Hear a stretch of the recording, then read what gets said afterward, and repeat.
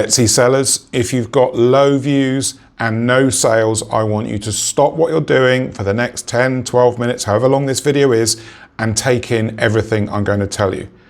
If you've got a store that's not working and you want to change it, please listen to the 5 points I'm going to tell you in this video. This is so important and it will probably solve your issues, okay?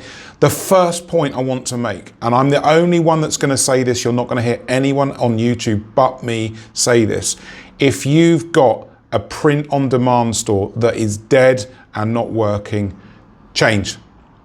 Change, do something else. POD on Etsy is too difficult for most people. Yes, other people on YouTube will try as hard as they can to convince you otherwise, but I work with Etsy sellers, 300 every month I speak to, and in those calls and communications, I see 60%, something like that, are print-on-demand stores, and they're dead, not going anywhere, and never going to get out of the rut that they're in. And this is because the whole world of print on demand, everyone's just following each other around. Everyone's just following each other around using the same companies, same designs, same products. We've got to get out of this mindset that print on demand is a seriously viable option for most Etsy sellers. It simply isn't. So right now, if you're looking at your print on demand store, you've got 50, 60, 70, 100 listings, 1 sale, no sales, 3 sales. Don't waste your time. Don't waste your time. Build another store. Build something better. Bring more value to the proposition. You've got to think, I'm going to talk about value proposition later. What are you bringing to the customer? What's so great about what you do as to why the customer would come to you and not go to somebody else? So that's the first thing, point 1. If it's print on demand that you're doing and it's not working, leave it. Do something else. Almost any other type of store will have a better chance of success than print on demand. It is so hard now. Okay, so that's the first thing. Choose something else. I'll give you an example. Do supplies. Supplies, it's so much easier to make money selling supplies. And you can sell other companies' products in the supply category on Etsy. It's a great opportunity. Maybe look at that. Okay, number 2, and I must have said this a million times. If you're looking at your store right now and you've got 20, 30, 40, 50 listings, this sort of number, generally speaking, it's not enough. It's not enough. You can't expect to be found in millions of products with these low product numbers in your store. When I talk to my clients about doing Christmas, for example, as a season, you should be thinking of 10, 15, 20, 25 products just for Christmas, if you can. I'm aware some of you can't. Just do what you can. But if you're sitting looking at a dead store and it's got 20, 30, 40, 50 listings, it's not enough. It is not enough. Try to move to 100.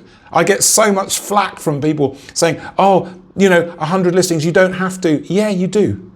Yes, you do.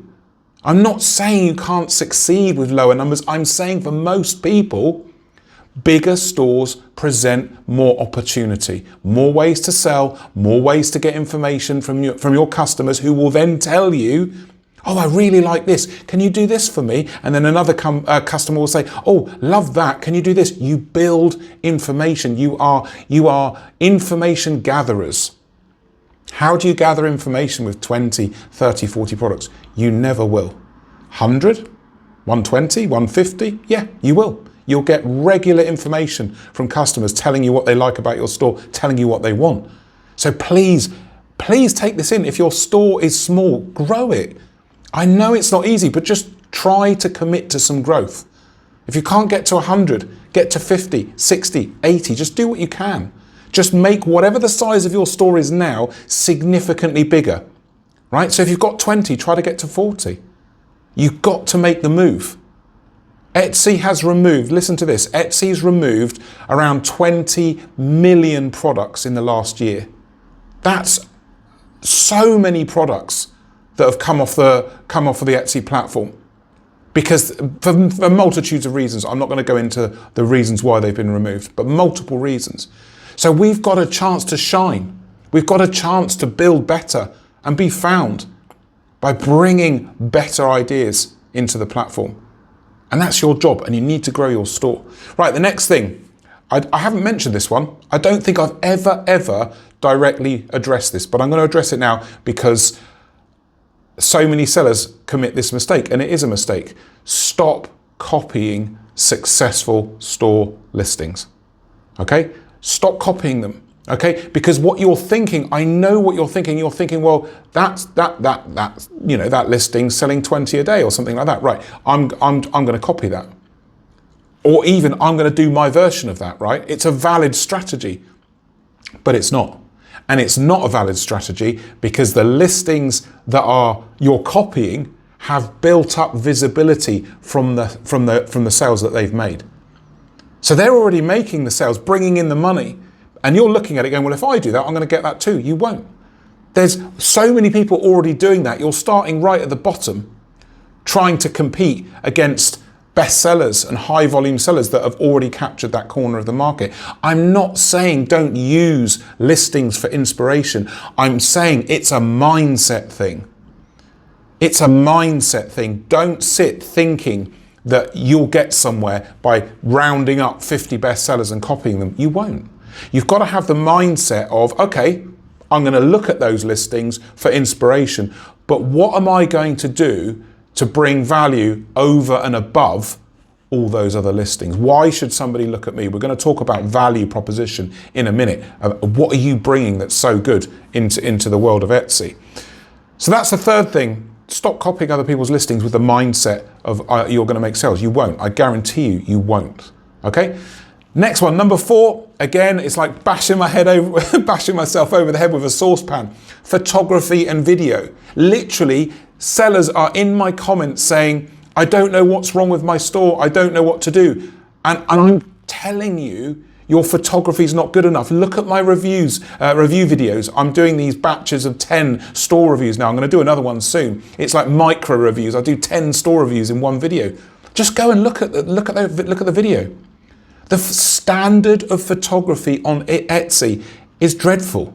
It's still dreadful. It's one of the easiest areas you can be better and get more clicks and conversions by spending the time to invest into decent photography and video.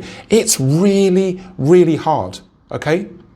The money, the sales never come from easy places.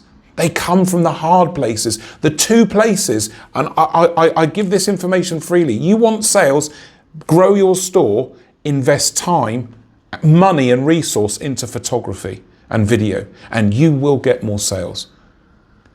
Because there are so many products on Etsy, but if there's the one weak area, so many Etsy stores do photography and video terribly. I mean terribly. It's so bad. Sure, there's stores that do it well, and there's stores that do it averagely, but there are huge numbers of stores on Etsy that do it awfully. And you need to spend time on photography and video. It's the window to your store. You've got to capture people's attention, get them to click on your listing. Once they're into your listing, then the product's got to sell. The product needs to be good. You need to be bringing something extra to make that conversion and get someone to part with their money. That's what we're getting people to do. It's a trust transaction, right? You're getting people to part with their money, but you're getting people to part with their trust, right? I trust you. I trust you to give me the product that's going to solve my problem or solve my want or my need, right? So photography and video is a huge part of that trust, you know? If you're doing print on demand, are you just using rubbish mock-ups, flat lay mock-ups that were dated 3 or 4 years ago? If you're selling jewellery, are you just photographing it in a light box or on a teacup or on a table? That is not good enough. It's just not good enough. If you're photographing products, you need to show the product in use. Show it in use. Show the purpose that it was intended for. And you'll start connecting with people and answering their question, their need, their want, and you'll make more sales. Number 4, photography and video. I go on about it till I'm blue in the face, but it's absolutely critical to make money and make sales on Etsy. Number 5, I've been building up to it. Number 5, this is so important. What is your value proposition in your product? Is your product better than the competition? Right? What are you doing that's any different to to anybody else. Because the problem is, if you're watching this video now, listening to me, you've got low views, no sales, right? You don't have visibility.